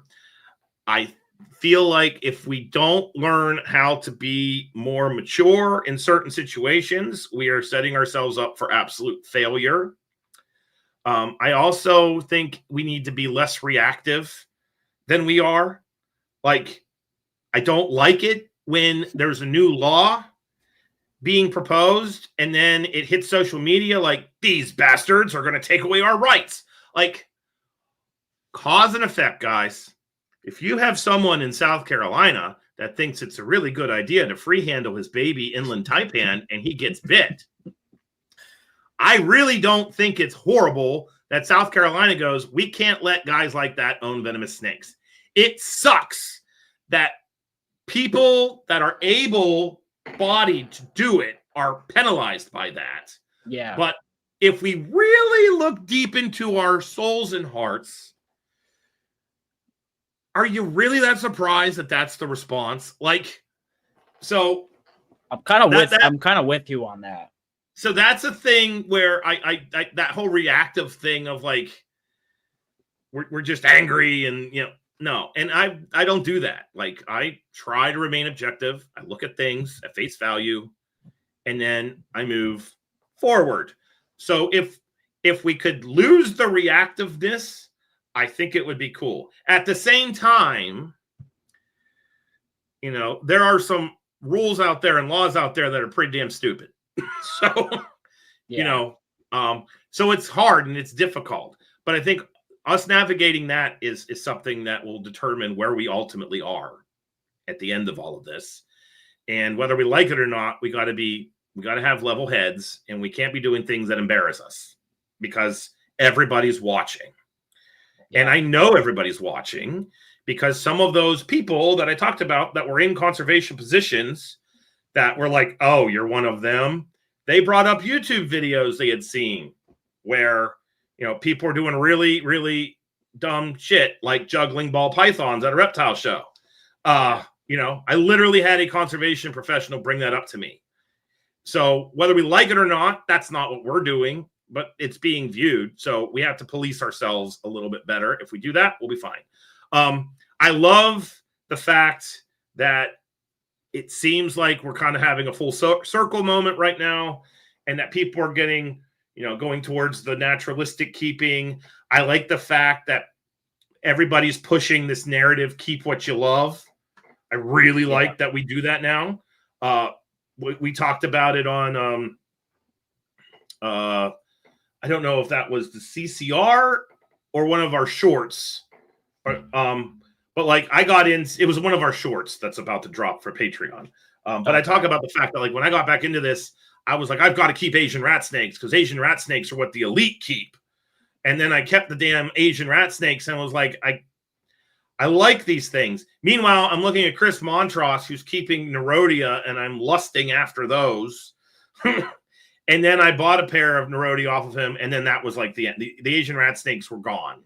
You see what I'm saying? And I love that you love Asian rat snakes, and I love Nerodia. Yeah. Like, as long as we just keep this attitude of keep what you love, and we actually push that, and that's good. And then I like the fact that people are starting to really get into the science. Like people, it shocks the hell out of me that I can talk about a book that I am convinced I am the only person that liked that book on CCR, and then it flies out of Amazon. Like that to me makes my little nerd heart go pitter patter. But that's also showing that there's this subset of keepers out there that really do want to know the biology of the beast that they're keeping. You see? And I think that we now have places like ColubridFest where those kind of keepers can go find their tribe, and that's just going to grow it even more. So no, I think we're in a fine spot. I just would like to see, these elements that I've talked about kind of move forward. And as long as we don't do really dumb crap in front of the wrong people, I think we're going to be okay. Yeah. Okay. I don't even know if I really answered that question. That was rambling at its you did.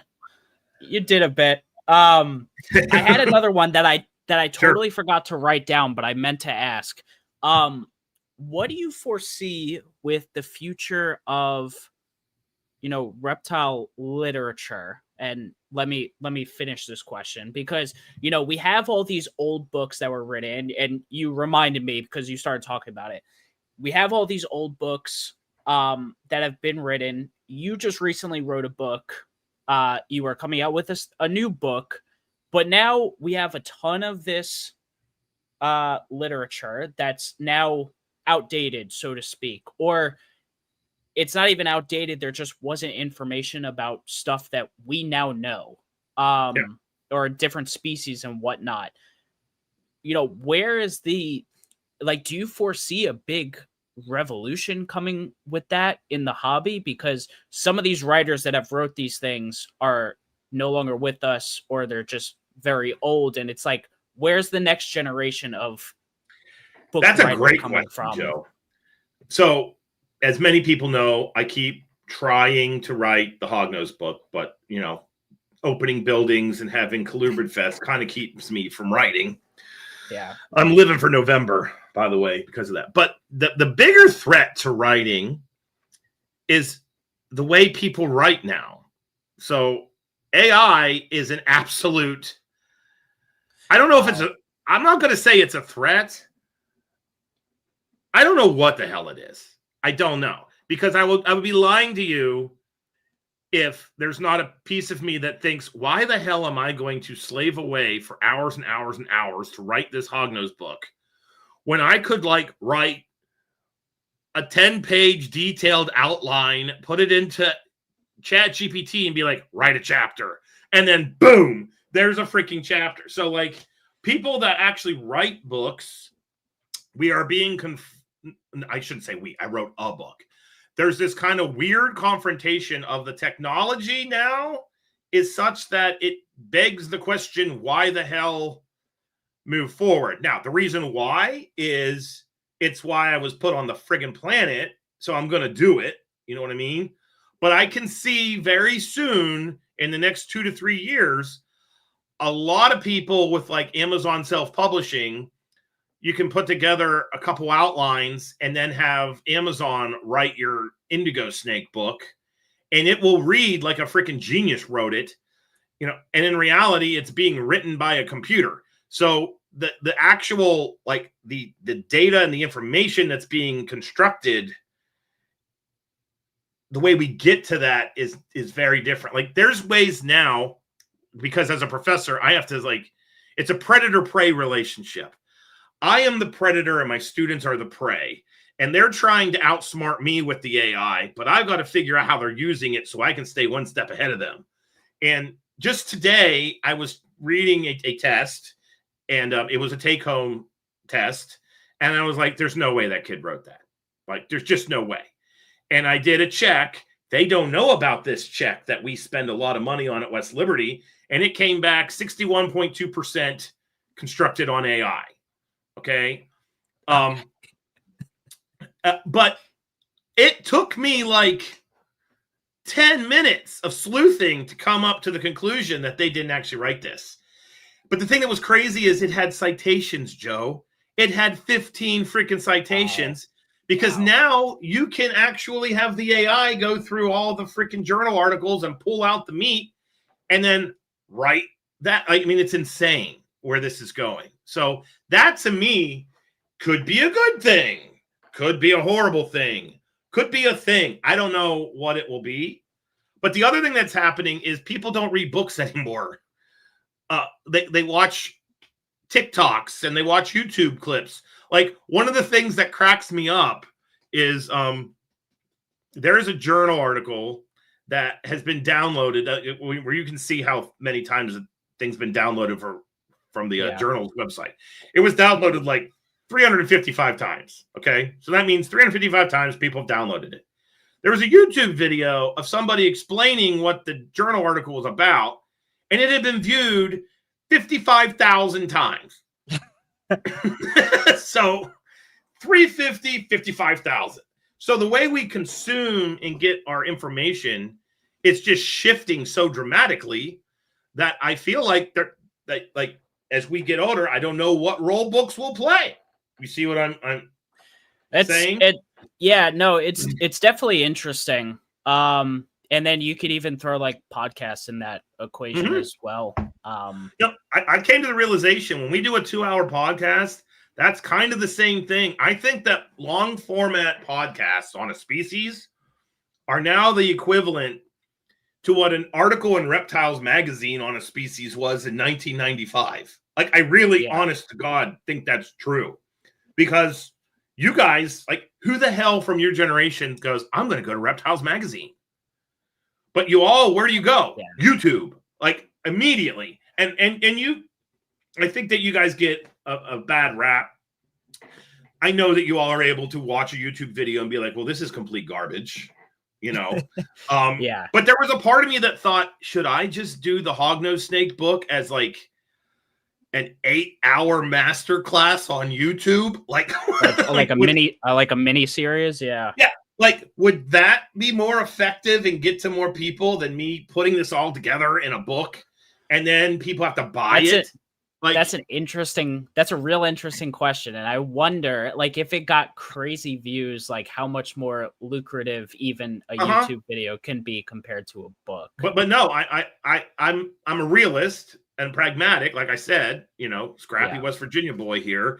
And I realize that the writing's on the wall and people just aren't going to books the way they were going to books before because it's a static interaction. Like, you have to pick the book up and sit somewhere in quiet, put this damn thing away and not listen to it beeping at you the whole damn time, and then read it. Or you can just pick this thing up and watch the video like you did 30 other times today.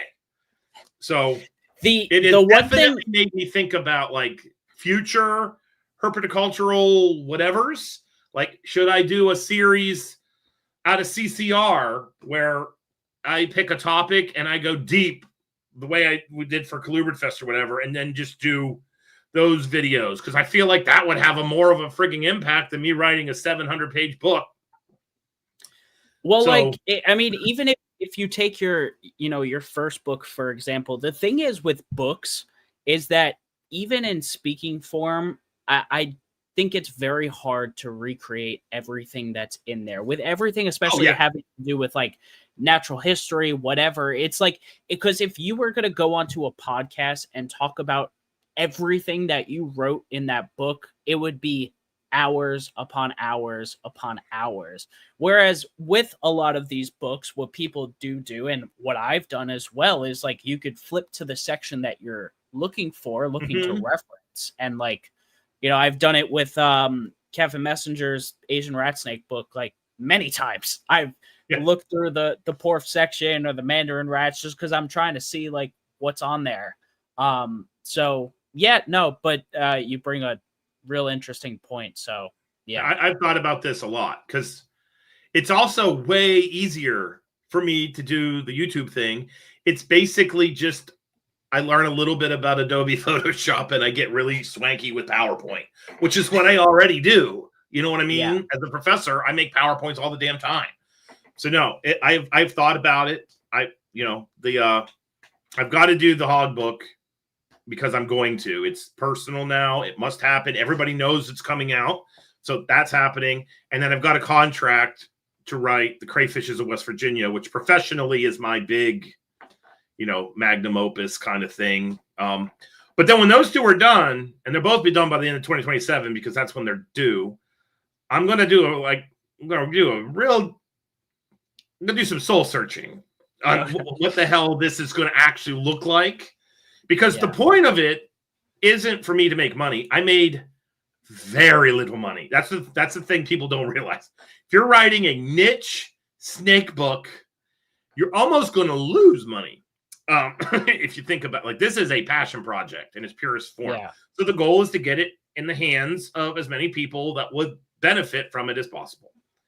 And I don't know if that's self-publishing on Amazon. I don't know if that's putting out the YouTube videos. It's something that I think about a lot, in case you couldn't tell. But that was actually an excellent question, because the way we consume information and the way that we get our information, it is like, I feel like we are at a legitimate tipping point right now. And with the AI added into the mix, holy hell, it's crazy. Yeah. So yeah, no, it's really, really, really interesting.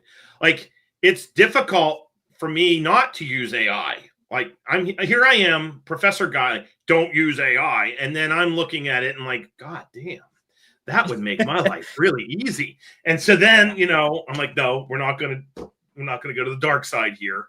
I have used it to make bibliographies. I will fully admit to that, but that's just monotonous. That's fair. Yeah. That's fair. But no, it's definitely something that's important. And then I like books on shelves. Like, I want a book. I love books. You guys can't see it. I'm surrounded by her books in here. There's something about that that's just cool. And I will forever want one in my hand. I just don't know if the masses want it. And then I teach young people, Joe. I see the way you all interact with books. I've literally handed kids books, and then they've gotten on their phones and looked up what the book was about. I'm like, it is on the table. It's like right there, dude.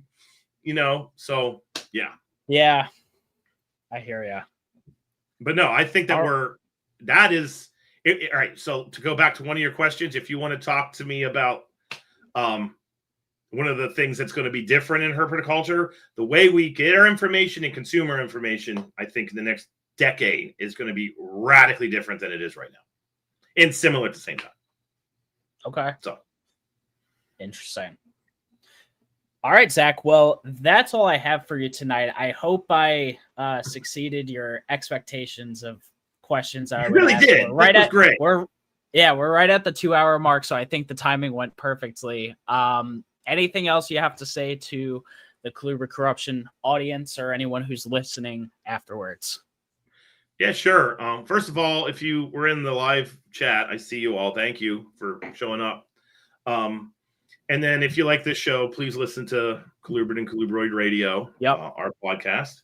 If you want to fund conservation, go to Colubrid and ColubroidRadio.com. I believe that is correct. And then you can see our conservation core page, and there's a way for you to donate right then and there.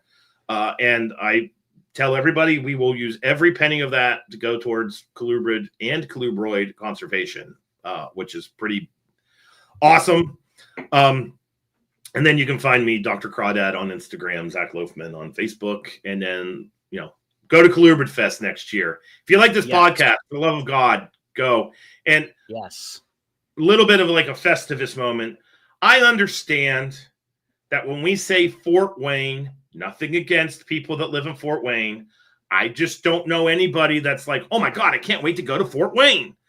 But forest through the trees, people. It's where ColubridFest is. Go to Fort Wayne. We did this. Well, I could tell you I've been excited, or I was excited to go to Fort Wayne all of 2025. So, yeah. There you go. And then we got excited to go again. It's great. Like, it really was. There's plenty of restaurants. There's an airport.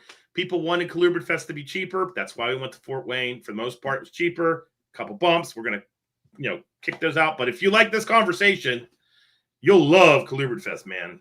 So yes, you will. So please come. Yeah, that's it.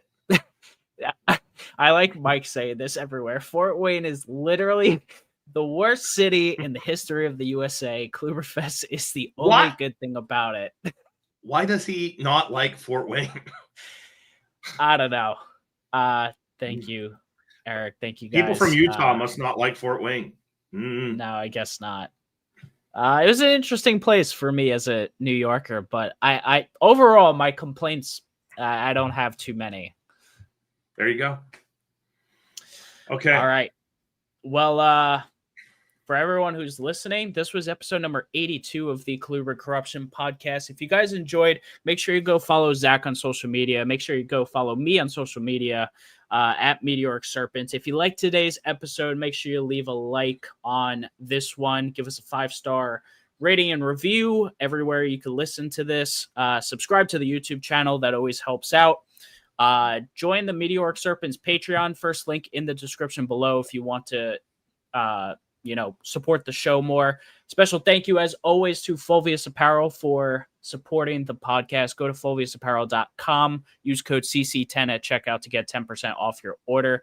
But that is all for today, guys. Again, this was episode number 82 with Dr. Zac Loughman. Peace out. Have a good night, and I'll catch you guys next week. Peace.